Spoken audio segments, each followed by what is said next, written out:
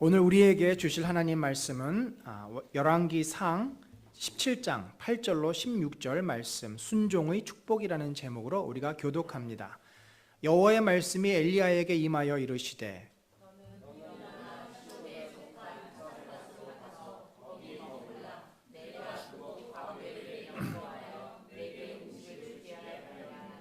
그가 일어나 사르밧으로 가서 성문에 이를 때에 한 과부가 그곳에서 나뭇가지를 줍는지라.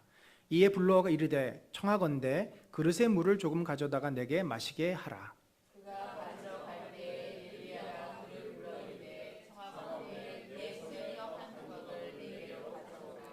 그가 이르되 당신이 하나님 여호와께서 살아계심을 두고 맹세하노니 나는 떡이 없고 다만 통에 가루 한 움큼과 병에 기름 조금뿐이라. 내가 나뭇가지 둘을 주어다가 나와 내 아들을 위하여 음식을 만들어 먹고 그 후에는 죽으리라.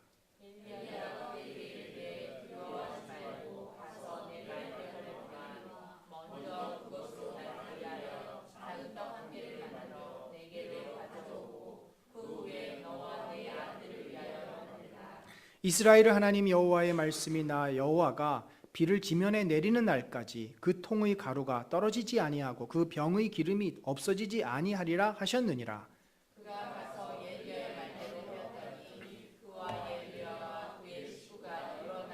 같이 읽습니다. 여호와의 엘리야를 통하여 하신 말씀같이 통의 가루가 떨어지지 아니하고 병의 기름이 없어지지 아니하니라. 아멘. 여러분, 우리가 이제 아이를 키우면서 가장 힘든 일이 있다면 무엇이겠습니까? 아이들이 점점 자라면서 엄마 아빠에 대한 존경과 순종의 모습이 점점 생기는 그런 가정은 없을 것입니다. 아이들이 자라면서 어떻게 된 것이 점점 부모의 말을 듣지 않습니다. 제일 먼저 하는 말이 싫어, 안 해. 아이들에게 어떻게 보면 본능적으로 엄마 아빠의 이야기에 대해서 거부하거나 싫어하거나 하지 않으려고 하는 모습을 너무나 우리는 많이 발견을 하고, 그로 인해서 아이를 키운다는 것이 몹시도 어렵다라는 생각을 합니다. 학교 갔다 오면 먼저 손부터 씻어야지, 숙제 좀 제발 하고 놀아 라고 아무리 이야기를 해도 애들은 학교 갔다 오면 먼저 먹을 것을 찾고 숙제를 하기 전에 놀고 싶어 하고, 어쩜 그렇게 엄마 아빠가 말하는 것과는 상관없이 반대로 이렇게 행동하려고 하는지. 여러분, 참 그런 것들이 아이를 키우면서 사소한 문제지만 늘 우리를 이렇게 부담스럽게 하고 짜증이 나게 하고 힘들게 하는 겁니다. 여러분, 그런데 사실 우리가 우리의 모습을 잘 보면요, 이 문제를 풀 수 있는 방법을 발견할 수 있습니다. 여러분, 우리가 먼저 하나님 아버지의 말씀을 순종하는 삶을 살면요, 아이들이 그 엄마 아빠의 모습을 보고 순종이 무엇인지를 배웁니다. 사실 여러분, 우리가 아이들은 우리에게 순종하기를 기대하지만 우리는 순종을 잘하는가? 우리에게 있어서 이 순종이란 단어는 너무나 부담스럽고 낯선 단어입니다. 원래 그렇게 사는 사람의 말에 설득력이 있는 거예요. 우리가 하나님의 말씀을 순종하며 나에게 진정으로 권위가 있는 자의 말을 내가 따르는 삶을 살면은요, 아이들에게 순종이 무엇인지를 가르쳐 줄 수 있어요. 설득을 시킬 수가 있다는 거죠. 그런데 우리도 어떻습니까? 하나님의 말씀을 순종하거나 진정으로 권위 있는 자의 말을 따르기를 싫어해요. 내 생각대로 하고 싶어 하지. 그러다 보니까 아이들에게 요구하고 말하는 모든 것이 설득력이 없습니다. 아무리 옳은 소리를 해도 아이들은 움직이질 않아요. 사랑하는 성도 여러분, 지난 몇 주간 제가 하나님께서 만왕의 왕이시고 우리 주 예수 그리스도께서 참으로 우리가 섬겨야 하고 우리가 공경해야 하고 우리가 따라야 될 우리의 주되심을 살펴보았습니다. 하나님은 창조주시요 우리는 피조물이기 때문에 마땅히 우리가 그분의 말씀을 순종하며 따라야만 합니다. 그것이 질서예요. 성경에서는 주인과 종의 비유로 설명을 하지만 이 질서가 무너지면 혼란이 오고, 혼란이 생기면 거기에서 갈등과 고통이 생깁니다. 질서가 있을 때 평안이 찾아옵니다. 부모와 자식 간의 관계가 또 그런 거 아니겠습니까? 자식이 부모 노릇을 하고 부모가 부모의 역할을 하지 못하는 가정이 평안함이 있겠습니까? 그럴 수가 없을 것입니다. 여러분, 우리가 그렇게 하나님의 권위를 인정하고 하나님의 하나님 되심을 따르며 그분의 말씀, 예수 그리스도의 말씀이 진리임을 내가 믿고 순종하며 살아야 되는데 참 그게 어렵다라는 거죠. 지난주에 예수 그리스도께서 우리를 대신해서 받았던 세 가지의 시험, 육신의 필요를 예수님은 말씀으로 이기셨습니다. 하나님에 대한 신뢰를 흐트러뜨리려는 사단의 그 유혹을 넉넉히 물리치셨습니다. 그리고 자신의 그 권세를 장악하려는 교만의 마음도 역시 예수님은 잘 극복하셨습니다. 그런데 우리는 이런 유혹과 시험을 잘 이기지 못하다 보니까 하나님의 말씀을 내가 의지해서 순종하는 자리에까지 갈 수가 없다는 거죠. 여러분, 순종이라는 것은요, 사실은 굉장히 축복스러운 아주 복된 자리입니다. 오늘 우리가 이 사르밧 과부의 모습을 보면서 도대체 은혜라는 것이 무엇인지, 여러분, 은혜라는 거는요, 그냥 가만히 있으면 하나님이 나를 머리끝부터 발끝까지 명품으로 그냥 도배해 주는 그런 개념의 것이 은혜가 아니에요. 나는 가만히 있는데 하나님이 다 주시고 다 챙겨주시고 다 쏟아주시고, 물론 우리가 아무것도 할 수 없는 갓난장이라면 그렇게 해야 되겠죠. 그렇게 하십니다, 하나님이. 우리 아이들이 갓난아이가 뭐 할 줄 압니까? 엄마가 다 해야죠. 똥오줌까지 다 갈아줘야 돼요. 근데 그게 정상적인 인간의 모습은 아니잖아요. 정상적인 성도의 모습은 뭡니까? 하나님의 말씀에 내가 의지가 있고 내가 힘이 있으니까 반응해서 순종하는 것이 정상적인 성도의 모습이고, 그 자리에 주님이 은혜를 주시는 거라는 거죠. 순종하는 자는 참으로 하나님의 놀라운 축복을 받습니다. 우리 안에는 순종은 하지 않으면서 은혜만 기대하는 그 못된 습성들이 있어요. 그거 고치셔야 합니다. 그래서 한국교회가 이렇게 힘을 잃어버린 거예요. 말씀을 말씀으로 진리로 붙잡고서, 진리니까 우리가 그대로 살아야 되잖아요. 순종해야 되잖아요. 그러면 거기에 놀라운 변화와 능력이 있어요. 그것이 우리에게 축복으로 돌아오는데, 말씀을 진리로 여기지도 않고 말씀대로 살지 않고 나에게 늘 좋은 일만 있기를 기대해요. 그거는 뭔가 말이 안 되는 일 아닙니까? 그럼 세상은 다 우리를 중심으로 돌아가야 되잖아요. 여러분, 그 브루스 올마이티라는 영화 보셨습니까? 아주 재미있고 참 유익하고 코믹한 그 영화인데, 그 브루스 올마이티에서 이 브루스가 하나님의 자리에 일주일간 하나님 자리에 오르지 않습니까? 하나님이 되지 않습니까? 그래서 자기 사랑하는 애인에게 달을 선물하고 싶어서 달을 땡겨가지고 달을 가까이 가지고 왔더니 어떤 일이 발생해요. 인력이 깨지면서 막 홍수가 나고 여러 가지 막 문제가 발생하는 거 아니겠습니까? 사람들이 기도를 너무나 많이 하는데, 하나님에게 기도하잖아요. 그거를 리스판스를 해줘야 되는데 이메일을 열어보니까 몇십만 통이 온 거예요. 에스크하는 기도들이. 물론 다 비유입니다만, 그거를 귀찮으니까 다 예스로 그냥 리턴을 해버리니까 어떻게 돼버려요? 어떤 사람은 로또를 놓고 기도를 했는데 로또를 기다렸던 사람들이 다 된 거예요. 예스니까. 그러니까 원래 이 로또라는 게 몰빵이잖아요. 몇 사람이 그게 걸려야 그 사람이 뭐 몇 억이라도 가져가는데, 로또가 됐는데 불과 뭐 1불, 2불, 이러니까 모든 사람이 난동을 부리는 겁니다. 다 속았다. 여러분, 우리는요, 순종이라는 것이 결국 저는 이 믿음이 진짜 믿음인가 아닌가를 구분할 수 있는 바로미터라고 봅니다. 우리가 정말 하나님의 말씀을 믿고 하나님을 의지하면 순종을 하려고 하는 거죠. 물론 100% 완전히 순종하는 자리까지 가기에는 많은 노력과 은혜와 시간이 필요합니다만, 적어도 내가 순종하는 삶을 살려고 하는지 아니면 그 하나님의 말씀을 무시하고 상관없이 내 마음대로 사는지는 우리가 큰 차이가 있다는 거죠. 오늘 본문에 나타난 이 사르밧 과부의 이야기를 통해서 순종의 삶이 얼마나 우리에게 복된 것인지, 우리가 진정으로 하나님을 믿는다면 순종의 삶을 왜 살아야 되는지를 좀 같이 살펴보기를 원합니다. 엘리야가 살았던 시대는 BC 8세기 시대입니다. 참 고대 시대였죠.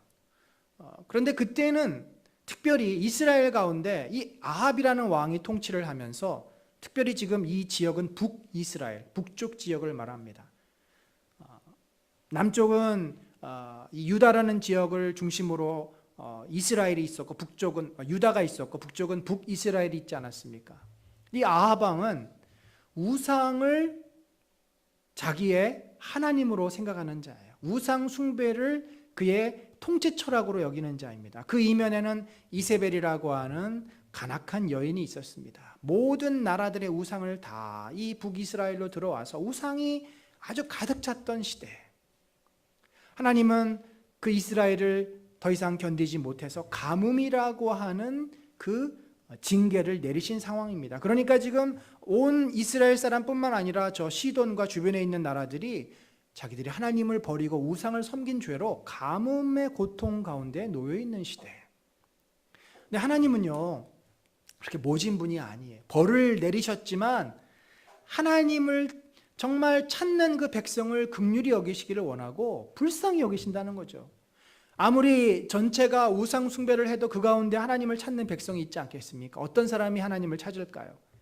가난한 자, 고통스러워하는 자, 힘없는 자, 그리고 선지자들.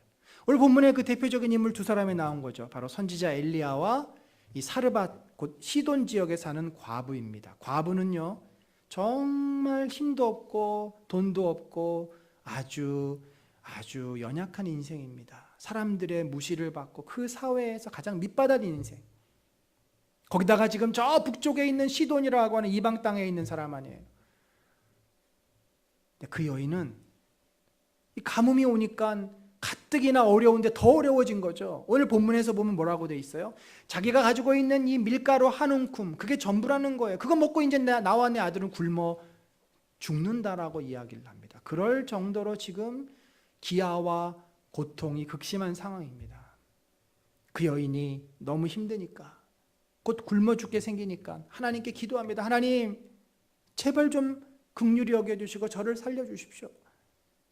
이제 제가 가진 것이 아무것도 없습니다. 제 아들과 저는 굶어 죽을 지경입니다. 날마다 눈물로 기도하지 않았겠습니까? 그런데 놀라운 것은 하나님께서 그 사르밧 과부의 기도를 들으신 것입니다. 왜 엘리야가 사르밧 과부에게 갔겠어요? 그 멀리 하나님이 보내신 거 아닙니까? 이 여인이 기도했기 때문에 하나님께서 엘리야 선지자를 그에게 보내신 거예요. 하나님이 엘리야 선지자를 먹일 때도 때로는 까마귀를 통해서 먹이십니다. 그런데 오늘은 특별히 이 과부를 통해서 공개를 받도록 그렇게 하신 거예요. 참 하나님도 짓궂으신 것 같습니다. 선지자니까 하나님이 좀 특별히 관리를 하셔야 되잖아요. 왕의 그 상에 올라가는 산의 진미 정도는 아니어도 하나님이 이 선지자는 특별히 좀 관리를 하셔서 먹을 것도 좀 주시고 이래야 되는데 하필 저 멀리 시돈까지 올라가서 그 가뭄의 시대에 이 자기도 없어가지고 쩔쩔매고 있는 여인을 통해서 공개받게 하신 그 하나님의 참 오묘한 뜻을 우리들이 때로는 이해하기 어렵습니다. 그러나 모든 것이 합력하여 선을 이루는 그런 하나님이십니다. 하나님은 이 여인의 부르짖음에 결코 외면치 않으셨어요. 그래서 여러분, 저는 우리 은연하는 공동체가 간구하는 모든 기도를 주님이 들으심을 믿습니다. 우리들이 연약하기 때문에, 우리들이 부족하기 때문에 낙심할 필요 없습니다. 하나님은 누구의 기도를 가장 많이 들으시고 누구를 가장 많이 관심 있게 쳐다보는가? 자기 스스로 교만해져서 모든 것을 갖추고 그런 자들은 하나님이 외면하십니다. 그러나 가난해져서 겸손해서 내가 연약하기 때문에 하나님의 은혜를 구하는 그 자들의 기도는 주님이 들으신다는 거죠. 하나님은 이 사르밧 과부의 기도를 들으시고 엘리야를 보내서 그녀에게 놀라운 축복을 허락하시고 계십니다. 엘리야가 이 사르밧으로 갔더니 과부가 거기에 있어요. 근데 고대 근동에서는 나그네, 그러니까 처음 만나는 남자와 여자가 얘기하는 경우도 뭐 드물거니와 어쨌든 이 엘리야는 유대인이잖아요. 이방 여인에게 말을 건다는 것이 쉬운 일이 아닌데 근데 뭐라고 처음에 얘기하냐면 물을 좀 달라고 얘기를 합니다. 워낙 사막 지역이고 목마르기 때문에 지나가던 나그네가 물 한 잔 요구하는 것은 그는 허용이 되는 거죠. 예수님도 수가성에서 그 수가성 여인에게 나에게 물을 한 잔 좀 달라 이렇게 말씀하시지 않습니까?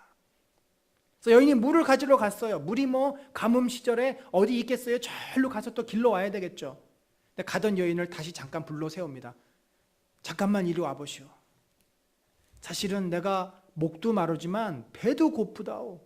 나에게 떡 한 덩어리만 좀 가져다 줘. 그러자 이 여인이 뭐라고 대답을 합니까? 12절에 당신의 하나님 여호와께서 살아계심을 두고 맹세하노니, 이 여인은 이 엘리야가 하나님의 선지자라는 사실을 알았어요. 어떻게 보면은 선지자가 와서 자기에게 물을 달라 하고 말을 거니까 이 여인이 내심 하나님이 내 기도를 이제 들으시려나? 기대감이 생겼는지도 모릅니다. 그런데 그 선지자가 선물 보따리를 가지고 와서 여인에게 주어야 되는데 그러지는 않고 물 한 바가지와 떡 한 덩이를 달라고 오히려 요구를 하고 있는 상황이죠. 그 이야기를 듣고 이 여인이 황당하지 않을 수 없었을 것입니다. 이렇게 얘기를 합니다. 나는 떡이 없습니다. 그런데 내가 이 밀가루 한 주먹, 이 곡식 한 주먹이 있는데 그거 가지고 떡을 만들어서 내 아들과 마지막으로 먹고 이제는 죽으려고 지금 그러고 있는 상황입니다. 그러니 내가 무슨 당신에게 떡을 어떻게 줄 수 있겠습니까? 라는 이 여인의 지금 답답한 마음을 얘기를 하는 거죠. 여러분, 어떻게 보면은 좀 너무한 상황입니다. 자기 자신도 먹을 게 없고, 아니 먹을 게 없는 정도가 아니라 굶어 죽을 판인데 거기다 대고 엘리야가 그 여인의 남아있는 떡 한 덩이를 자기를 위해서 달라. 굉장히 참 미기적이고 몰라도 모르는 그런 상황 아니겠습니까? 여러분, 우리가요 하나님께 기도하고 또 어려운 상황에서 하나님께 간절히 바랄 때 사실 하나님이 즉각적으로 기도 응답을 해주시면 얼마나 좋아요. 그런데 그렇게 기도가 금방금방 응답되는 게 아니라 오히려 더 어려워져요. 더 상황이 안 좋아져요. 근데 그때 여러분 속으시면 안 돼요. 우리가 예수님의 끈질긴 과부의 기도 비유에서도 보지만 하나님이 진정으로 우리의 진심을 확인하고 싶어 하십니다. 하나님을 진정으로 믿는가? 끝까지 포기하지 않고 간구하는 자의 기도를 들으신다고 말씀합니다. 이 여인이 포기해버렸으면 이 여인은 결코 축복을 받지 못하고 정말 그 여인의 말대로 굶어 죽었을지도 모릅니다. 여러분, 사실 이 여인이 주저하는 것이 당연하죠. 주저하는 모습을 보이자 엘리야가 한 번 더 그 여인에게 권면을 합니다. 두려워하지 말고 가서 내 말대로 하려니와 네가 뭐 만들어 먹겠다 그랬는데 만들거니와 그것으로 나를 위하여 작은 떡 한 개를 만들어 내게로 가져와라. 그리고 나서 너와 내 아들을 먹어라. 사실 엘리야가 지금 말도 안 되는 소리를 하고 있어요. 아니, 떡 한 덩어리 있어서 그거 먹고 이제 죽겠다는 사람한테 야, 그러지 말고 네가 그걸 먼저 만들어서 나한테 좀 가지고 와. 그리고 그 다음에 먹어. 아니, 먹을 게 있어야 먹죠. 뭐 있어야 만들어서 갖다 주죠. 근데 엘리야가 먼저 뭐라 그래요? 두려워하지 말라. 그 말은 여인이여, 네가 내 말대로 하면 하나님께서 너를 도우시리라. 하나님께서 너와 함께 하시리라. 두려워 말라는 하나님이 우리에게 주시는 말씀이에요. 인생은 인생에게 두려워 말라라고 말할 수가 없어요. 어찌 내가 당신의 삶을 책임질 수 있습니까? 내가 당신에게 뭘 해줄 수 있다고 두려워 말라라고 얘기를 해요? 두려워 말라라고 하는 대상은 하나님이 우리에게 하실 수 있는 말입니다. 여인이여, 네가 나를 믿는다면 두려워하지 말고 이 엘리야에게 먼저 너의 남아있는 마지막 떡을 가져다 줘라. 그러면 내가 너와 네 아들을 먹일 것이다 라는 하나님의 지금 말씀인 거죠. 그리고는 이 이야기를 이 여인이 들었으면서 어떤 생각을 가졌을까? 참 갈등이 됐을 것 같아요. 고민이 되지 않았겠습니까? 어찌 해야 되나? 여러분, 사실 우리가요, 하나님 말씀을 듣고서 순종하는 것이 왜 어려울까요? 우리는 본능적으로 나를 먼저 생각할 수밖에 없어요.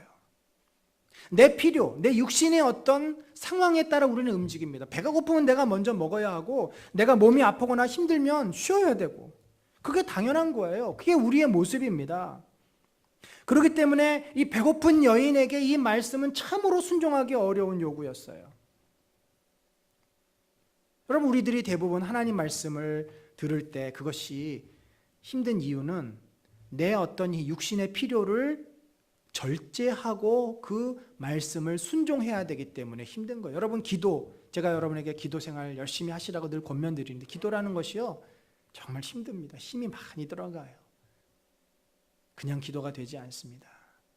기도하려면 마음을 모아야 하고요, 이 복잡한 어떤 내 머리 회전을 스탑해야 돼요. 그리고 에너지를 집중해야 됩니다. 근데 놀라운 것은 기도를 하면 우리 일상에서의 그 삶은 스탑이 되지만 새로운 힘, 영적인 에너지가 생기기 때문에, 그래서 기도가 축복이라는 거예요. 전도하는 거 쉽습니까? 정말 전도 어렵죠. 여러분, 저도 이제 최근에 전도를 좀 이렇게 하다 보니까 정말 전도가 어려워요.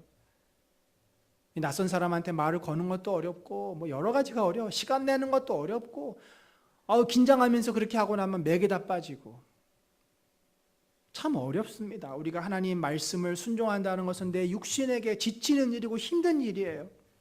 더군다나 이 여인이 이 떡을 내가 먹지 않고 저 선지자에게 주면 나는 죽는다라는 두려움이 있잖아요. 여러분, 죽음의 공포를 이 여인이 느끼고 있어요. 우리가 하나님 말씀을 순종하지 못하는 이유는 두려움 때문에 그렇습니다.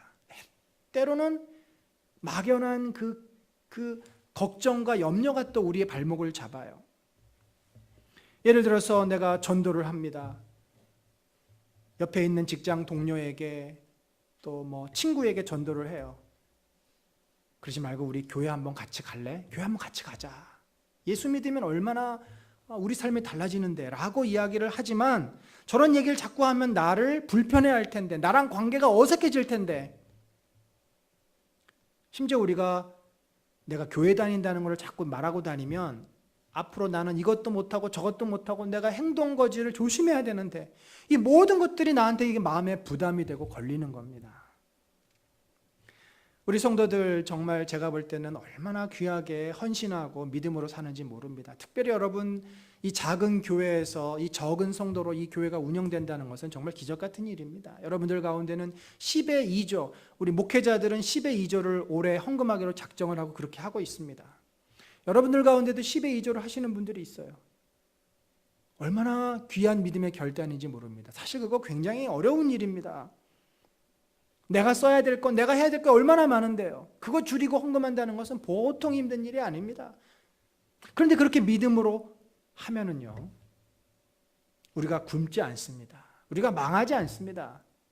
저희 사역자들 그렇게 10의 2조 하고서 올해 뭐 밥 굶고, 오히려 저 같은 경우는 지금 자꾸 살이 쪄서 걱정이에요, 지금. 때로 우리가 누군가를 섬기려면요, 내 거 손해봐야 되잖아요. 시간도 손해보고 물질도 손해보고. 참 다 이 모든 것들, 하나님 말씀대로 산다는 것은 우리에게 굉장히 힘들고 어려운 일입니다. 그래서 우리가 순종하지 않는 거예요. 뭐 누구는 순종하기 싫어서 안 하겠습니까? 신앙생활 나름대로 하고 있는데, 하나님 말씀 순종하려면 절제해야 되고 결단해야 되고 또 희생해야 돼. 이 모든 것들이 마음으로부터 실제 삶으로 우리에게는 몹시 어려운 일이라는 거죠. 그런데 여러분, 이 어려운 일을 우리들이 감당하면 하나님이 어떻게 하셨어요? 축복의 약속을 주시는 거죠. 자, 이걸 잘 생각해 봐야 돼. 여기서 이제 지혜가 필요한 겁니다. 내가 힘들고 어려우니까 그냥 내가 하던 대로 내 힘대로 사는 것이 복된 삶인가? 내가 좀 힘들고 어렵지만 그거를 믿음으로 극복을 하고서 주님이 주시는 은혜 가운데 사는 것이 행복한 삶인가? 이것이 우리의 선택이에요. 이 여인은 어떤 축복을 받습니까? 비가 오는 날까지 그 통의 가루가 떨어지지 아니하고 그 병의 기름이 없어지지 아니하리라. 여인이 가난하고 고통스러워서 기도했을 때 하나님이 그 기도를 들으셨지만, 그러나 그 입에다가 그냥 수저로 떠먹이는 그런 응답을 하시지 않았어요. 쉽게 말하면 고난의 때 그 여인의 믿음을 보셨고 그 믿음을 훈련시키셔서 하나님만이 진정으로 우리의 생명의 주인이심을 그 여인으로 깨닫게 하신 것입니다. 여러분, 순종이 무엇인가요? 순종은 내가 할 수 있는 것, 내가 다 이해가 되고 내가 다 받아들여지는 것을 따르는 게 순종이 아니에요. 당연히 애들 보러 야 오늘 우리 학원 가지 말고 롯데월드 갈까? 애들 신나서 엄마의 아빠의 말씀을 잘 듣고 따라 나서죠. 먼저 앞서갑니다. 우리가 하고 싶어 하는 거, 우리가 원하는 거, 내가 할 수 있는 거, 그거 하는 거 순종 아닙니다. 순종이라고 하는 것은 내가 이해가 안 되는 거, 때로 내가 걱정이 되고 때로 내가 귀찮고 힘들고 손해가 되고 그럼에도 불구하고 하는 것이 순종이라는 거예요. 사르밧 과부에게 떡 2덩어리가 있었는데 그래요? 그 2덩어리 있는데 한 덩어리는 당신 드리고 한 덩어리는 내가 먹을게요. 그거는 순종이 아니라는 거죠. 떡 한 덩어리밖에 없었는데 그거를 내가 먹지 않고 선지자에게 주는 것이 바로 순종이라는 것입니다. 여러분, 우리가 왜 이 순종을 할 수 있을까요? 바로 하나님에 대한 믿음 때문에 하는 겁니다. 하나님을 신뢰하지 못하면 순종을 할 수 없어요. 그래서요, 우리 한국교회의 문제는 뭐냐면 체면 때문에 순종하는 분들이 많아요. 체면 때문에. 때로는 자기의 어떠한 목적을 이루기 위해서 권사가 돼야 되고 장로가 돼야 되니까 교회의 요구 앞에 순종하는 거예요. 새벽기도 하라면 새벽기도 하고 헌금하라면 헌금하고, 또 이렇게 안 하면 남들이 날 이상한 사람으로 생각할 테니까 그 남들의 시선, 체면 때문에 내가 교회 생활하면서 그 하기 힘든 새벽기도, 금식 다 하는 거예요. 여러분, 순종은요, 우리가 그런 것 때문에 하는 것이 아닙니다. 그것은 그냥 종교적인 행위예요. 순종은 내가 하나님을 신뢰하기 때문에, 하나님을 믿기 때문에 하나님 말씀을 따라서 사는 것입니다. 여인은 주저했지만 선지자가 여인에게 선포하는 하나님 말씀을 붙잡았습니다. 두려워하지 말라. 내가 네 인생을 책임질 것이다. 내가 너를 죽지 않고 살려줄 것이다. 그 하나님의 말씀을 이 여인이 붙잡고 순종하며 떡을 가지고 옵니다. 사랑하는 성도 여러분, 우리는 어떻게 해야 순종할 수 있을까요? 사실 우리는 순종하기 힘듭니다. 내가 먼저 배가 불러야 하고, 내가 먼저 편해야 하고, 내가 먼저 써야 됩니다. 내가 먼저 가져가고 싶고, 내가 먼저 하려고 해요. 이런 마음을 어떻게 극복할 수 있겠습니까? 얼마나 우리가 쓸 일이 많고 얼마나 해야 될 일이 많습니까? 그게 항상 먼저 생각이 되는 게 우리예요. 두려움, 근심, 염려 얼마나 많을까요? 내가 순종해서 이렇게 시간을 교회에다 쓰면 나는 시간이 없어지는데, 이렇게 순종하면 내가 몸이 힘든데, 내가 손해볼지도 모르는데, 내가 망할지도 모르는데, 우리가 이런 두려움과 또 불편함을 이기려면 하나님을 향한 진실한 믿음이 있어야 합니다. 하나님 우리에게 이렇게 말씀하십니다. 너가 정말로 나를 하나님으로 인정하느냐? 내가 너를 사랑하는 너의 아버지 되는 것을 너가 믿느냐? 내가 너를 사랑하고 인자와 긍휼히 여긴다는 것을 네가 아느냐? 여러분, 우리가 그래서요, 평소에 이 믿음에 대한 훈련을 해야 되는 거죠. 믿음이라는 게 한순간에 생기지 않습니다. 평소에 믿음에 대한 훈련을 해야 됩니다. 하나님을 아버지로 고백하고 하나님을 진심으로 의지하고 하는 그 훈련이, 믿음의 훈련이 평소에 되지 않으면 어느 순간 내가 하나님을 그렇게 생각할 수가 없어요. 그냥 우리는 내가 하던 대로, 내가 원하는 대로 살아가는 거예요. 하나님 말씀은 그냥 또 흘려보내고. 결국 평소에 내가 얼마나 믿음 생활을 잘 하고 있는지, 믿음의 훈련이 되고 있는지가 내 육신의 욕구나 이 두려움을 이기는지를 판가름한다는 거죠.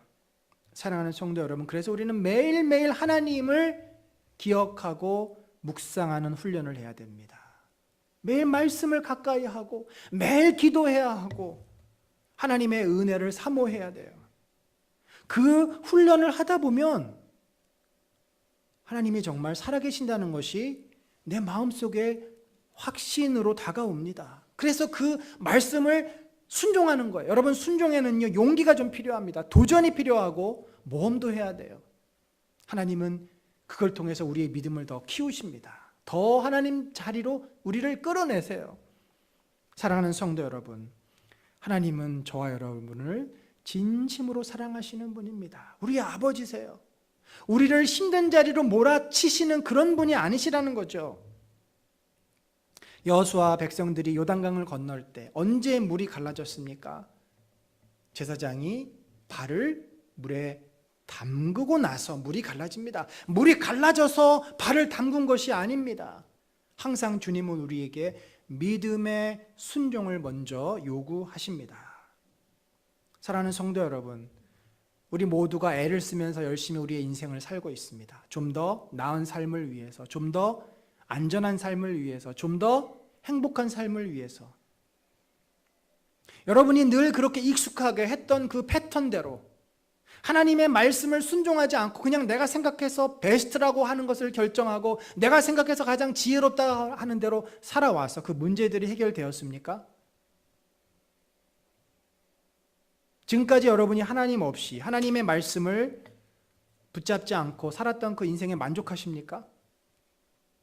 만약에 진정으로 만족하고 나는 너무나 잘 살고 있다고 생각하면 사실 하나님이 필요 없는 분입니다. 우리는 늘 후회하고 늘 벽에 부딪히고 늘 두려워하고 늘 갈등합니다. 내가 그렇게 최선을 다해 살지만 거기서 벗어나오지를 못해요. 그게 우리들입니다. 여러분, 우리의 객관적인 모습을 냉정하게 봅시다. 우리는요, 하나님의 은혜를 사모하지만 순종의 용기는 없습니다. 믿음으로 순종하는 결단력이 부족한 삶을 살고 있습니다. 말씀은 듣지만 그냥 내 마음에 묻어놓거나 한 귀로 듣고 한 귀로 흘리거나 늘 우리는 내 생각, 내 틀, 내 계획, 내 경험, 내가 익숙한 대로 사는 것을 좋아합니다. 그런데 그 속에서는 하나님의 은혜와 역사와 축복을 우리는 얻을 수가 없습니다. 사랑하는 성도 여러분, 주님은 우리의 기도를 들으시는 분입니다. 그러나 우리에게 먼저 믿음을 요구하시고 참된 믿음은 순종으로 드러나는 법입니다. 우리가 하나님을 살아계신 하나님, 예수 그리스도를 내 인생의 구세주로 진정으로 고백하고 믿는다면 용기를 내어서 믿음의 결단을 하시고 그 말씀 앞에 순종하십시오. 기도의 자리로 나오시고 말씀을 붙잡으시고 내 인생의 모든 문제를 내 계획과 내 생각과 내 판단으로만 사시지 말고 주님께 올리며 주님의 지혜와 주님의 은혜로 사는 저와 여러분 되시기를 간절히 축원합니다. 우리 시간에 찬송가 449장 1절 예수 따라가며 우리 같이 일어나셔서 찬송하신 후에 기도하고 축도로 예배 마치겠습니다.